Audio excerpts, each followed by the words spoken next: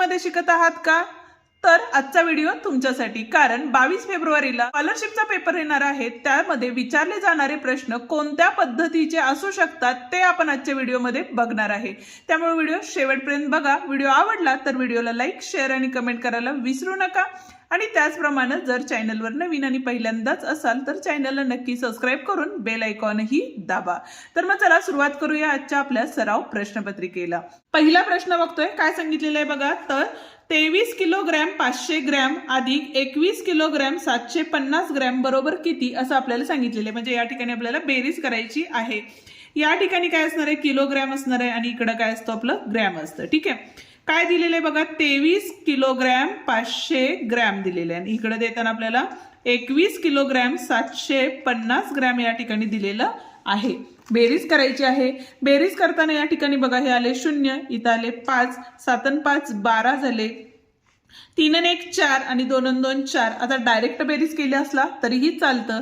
हजाराचं स्थान म्हणजे किलोग्रॅमचं स्थान झालं, म्हणजेच आपण काय करणार आहे, एक यामध्ये मिसळणार आहे. म्हणजे इथं 4 5 झाले आणि इथं आले 4, म्हणजे 45 किलोग्रॅम आणि पुढचे 250 ग्रॅम हे काय असणार आहे, आपलं उत्तर असणार आहे. ठीक आहे, म्हणजेच पर्याय क्रमांक 1 या ठिकाणी काय आहे, बरोबर पर्याय आहे. जाऊया आता पुढच्या गणिताकडे. पण अजूनही व्हिडिओला लाईक केलं नसेल तर व्हिडिओला लाईक करून आपल्या चॅनलला हाईप द्यायलाही विसरू नका आणि त्याचप्रमाणे तुमच्या मित्रांनाही आपले व्हिडिओ नक्की शेअर करा. आता दुसऱ्या प्रश्नाचा विचार केला तर या ठिकाणी बघा, सोपाच प्रश्न आहे. इथं किती दिलेलं आहे बघा, इथं तर 8,99,999 अधिक 1,001 या ठिकाणी दिलेला आहे आणि याची बेरीज करायची सांगितलेली आहे. ठीक आहे, 9 ने 1 10 हाच्याला 1, 9 ने 1 10 हाच्याला 1, 9 ने 1 10 हाच्याला 1, 9 10 ने 1 11 हाच्याला 1 आले, 9 ने 1 10 हाच्याला 1 आणि त्याले 9, म्हणजेच 9,01,000 हे उत्तर आलेलं आहे.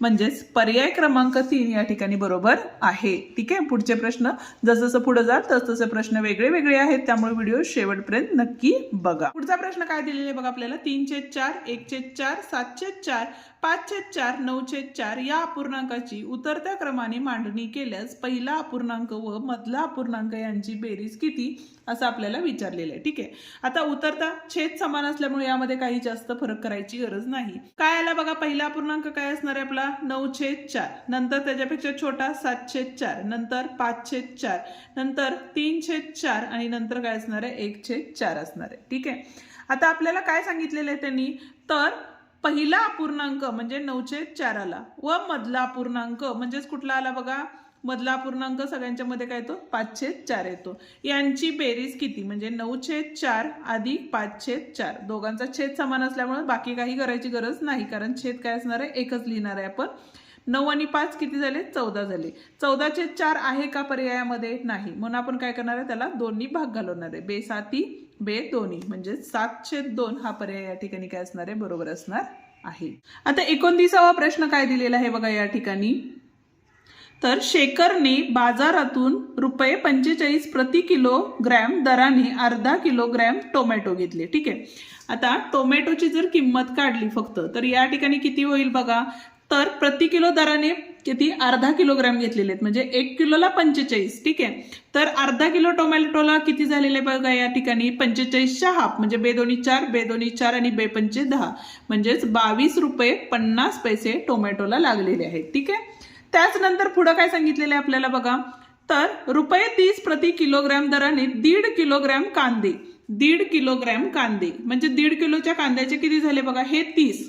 ठीक आहे, आणि अर्धा किलोचे 15, म्हणजेच किती झाले ₹45 हे कशाला लागलेले आहेत, आपले कांद्यांना लागलेले पैसे आहेत. ठीक आहे, पुढे काय सांगितलेलं आहे, व ₹56 प्रति किलोग्रॅम दराने 1.25 किलोग्रॅम भेंडी घेतलेली आहे. 1.25 म्हणजे 1/4 झाले.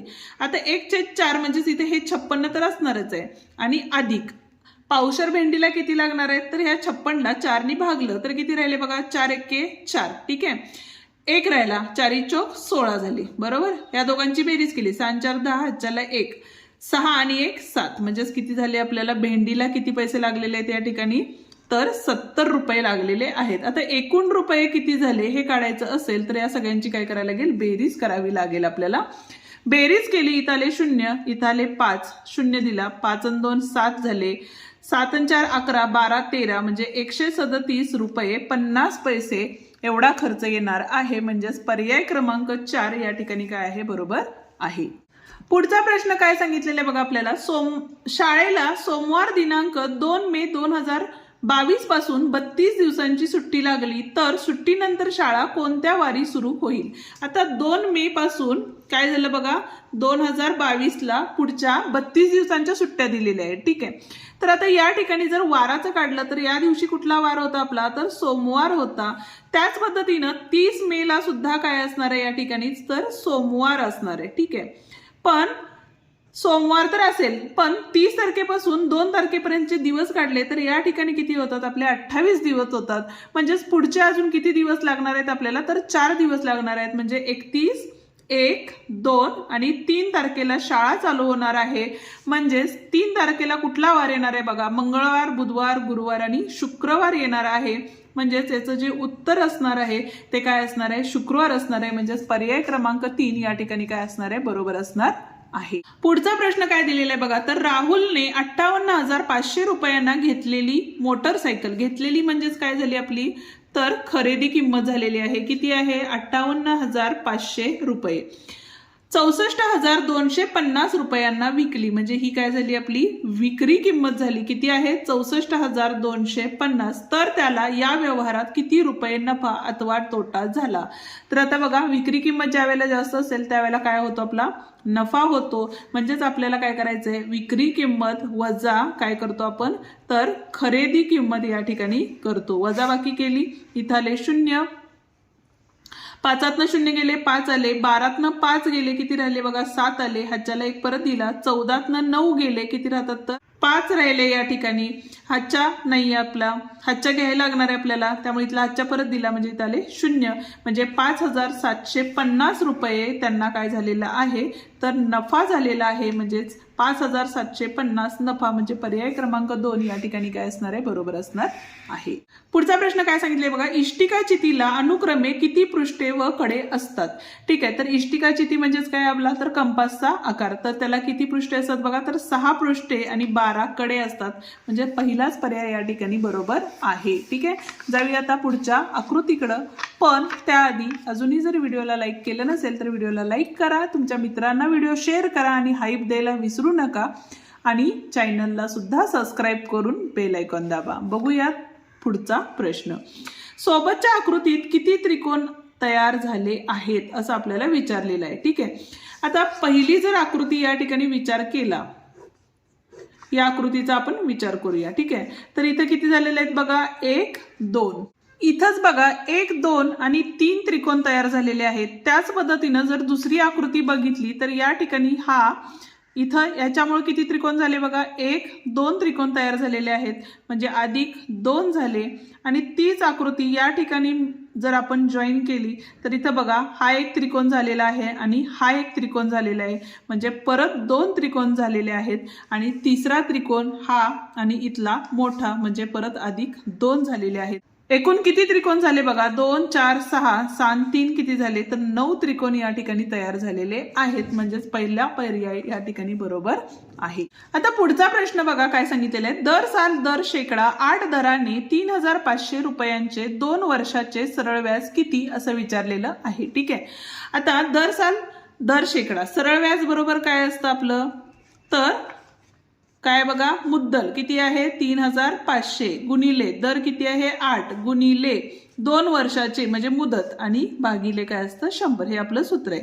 0ला 2 शून्य निघून गेल्या, काय आलं बघा या ठिकाणी 35 दोन्ही 70 गुणिले 8, 8 7 56 आणि हा 0 म्हणजे 560 रुपये काय असणार आहे, सरळ व्याज असणार आहे. आता पुढचा प्रश्न काय दिलेला आहे बघा, तर एक पक्षी अभयारण्यातील विविध प्रकारच्या पक्ष्यांची संख्या चित्ररूप माहितीच्या स्वरूपात दिली आहे. दिलेल्या माहितीच्या आधारे प्रश्नांची उत्तरे द्या असं सांगितलेलं आहे. आता इथं बघा एक चित्र बरोबर किती दिलेले, 4 पक्षी दिलेले आहेत. आता पोपटांची संख्या जर काढली तर इथं बघा 1 2 3 4 5 6 आणि 7 आहेत. म्हणजे 7 चौक किती झाले, 28 पोपट या ठिकाणी झाली. 4 4 2 8 4 3 12 4 चौक 16 म्हणजे मोरांची संख्या ही 16 झाली. घार किती आहेत आपल्या 1 2 3 4 5 6 म्हणजे साईन चोक 24 घारी आहेत आणि सुतार पक्षी किती आहेत तर 1 2 3 आहेत म्हणजेच किती झाले 3 चोक 12 या ठिकाणी झालेले आहेत. ठीक आहे. त्याच पद्धतीनं पोपटांची संख्या सुतार पक्ष्यांच्या संख्येपेक्षा कितीने जास्त आहे असं विचारलेलं आहे. आता पोपटांची संख्या किती आहे 28 आहे, सुतार पक्षी किती आहेत 12 आहेत म्हणजे वजाबाकी करावी लागेल. बरोबर आहे. 8 न 2 गेले 6 राहिले, इथं आले 1 म्हणजे कितीने जास्त आहे तर 16 ने जास्त आहे. म्हणजेच या ठिकाणी पर्याय क्रमांक 3 बरोबर आहे. आता त्यातलाच पुढचा प्रश्न आपल्याला या ठिकाणी दिलेला आहे. काय सांगितलेलं आहे बघा, मोरांची संख्या एकूण पक्ष्यांच्या शेकडा किती आहे असं विचारलेलं आहे. ठीक आहे.